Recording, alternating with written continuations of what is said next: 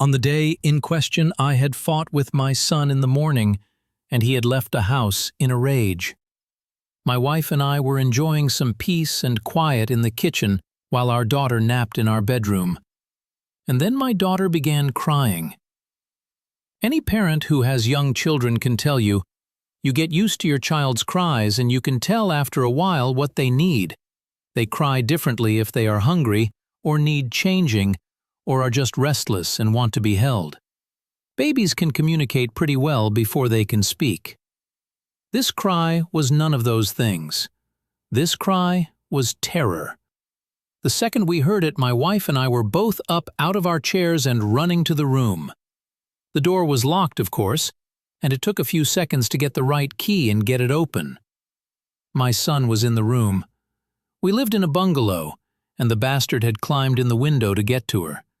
He was standing over her crib with a steak knife in his hand. I have no idea where he got it. It wasn't one of ours. We controlled our knives very carefully and always kept them in locked drawers. I think he may have stolen it from one of our neighbors' houses.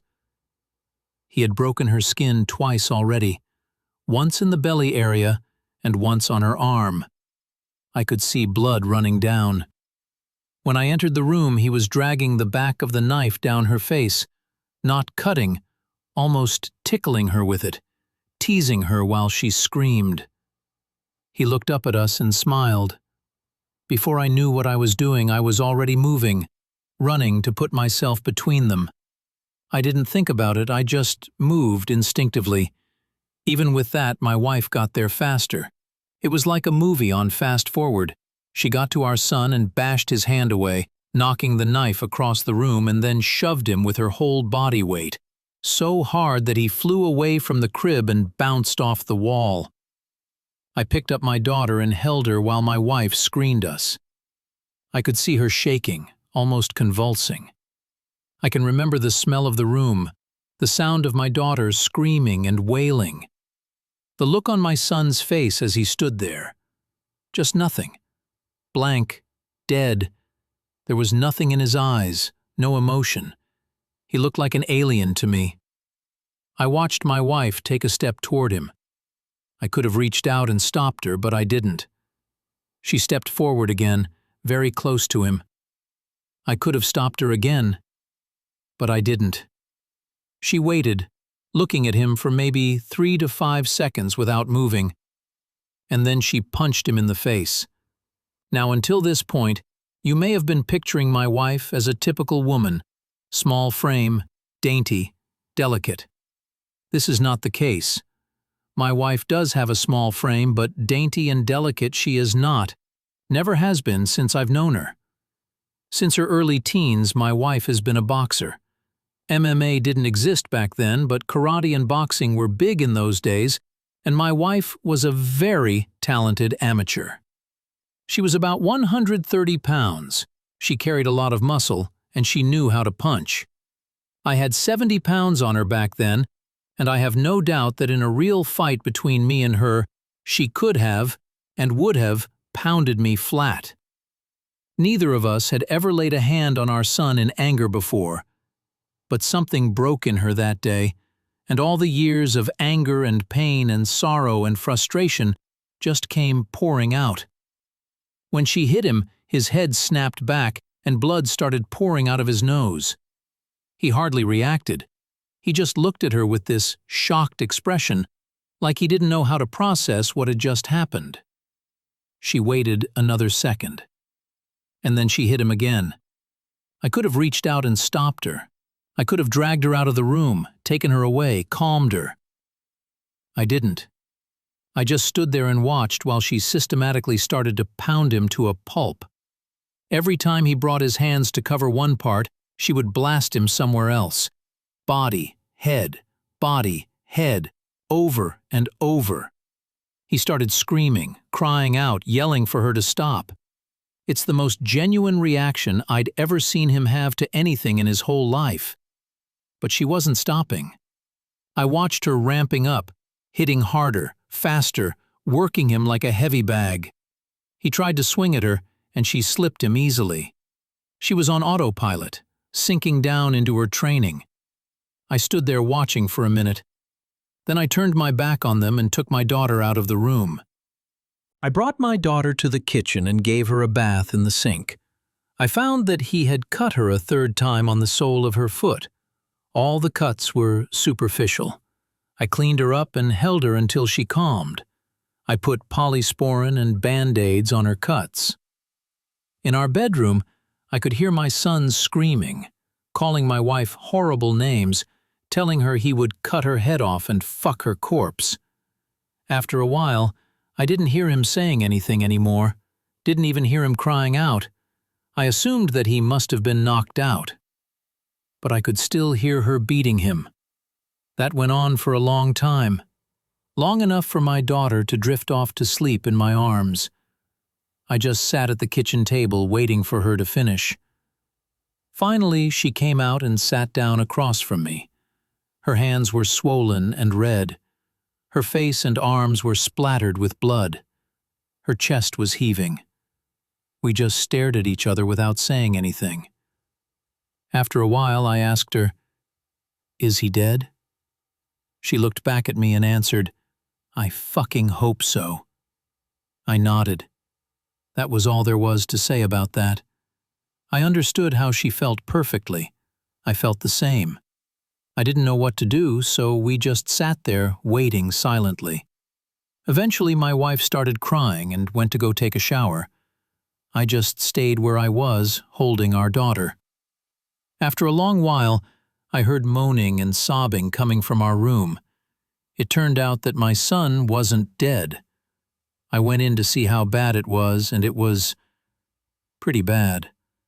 I've never seen a more merciless beating laid onto anyone, before or since. He was lying on the floor, rolling around with blood leaking out of his face, lying in a pool of vomit. His nose was squashed flat out across his face. Both of his eyes were completely swollen shut and starting to blacken already. I could see that a couple of his fingers were bent out at weird angles, and he had pissed his pants. I think he must have been missing teeth, but I couldn't see any on the floor and I couldn't see inside his mouth. His lips were all puffed up and swollen. From talking to my wife about it later, I know now that she had systematically beaten every part of his body, focusing heavily on his legs. She told me she kicked him in the groin repeatedly until her legs got tired, and had kept beating his body long after he had passed out.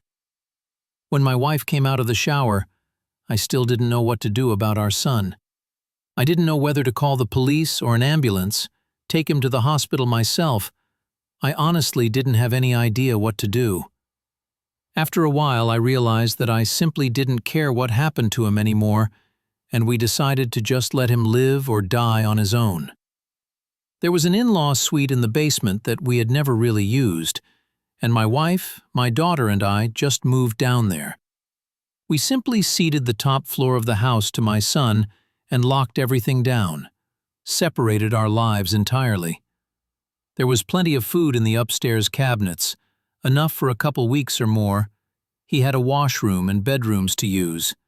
We had a washroom in the basement, a small kitchenette, and a separate entrance, so we just stopped going upstairs. We just decided we were done with him. I figured we'd let his food run out and see what happened. Over the next week, we could hear him moving around upstairs sometimes.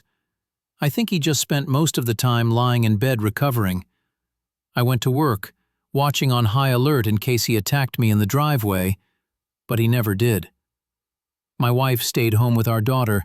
She was never out of our sight. One night we heard him going ballistic, smashing things and banging. We didn't respond. He never tried to get downstairs or get near us, though.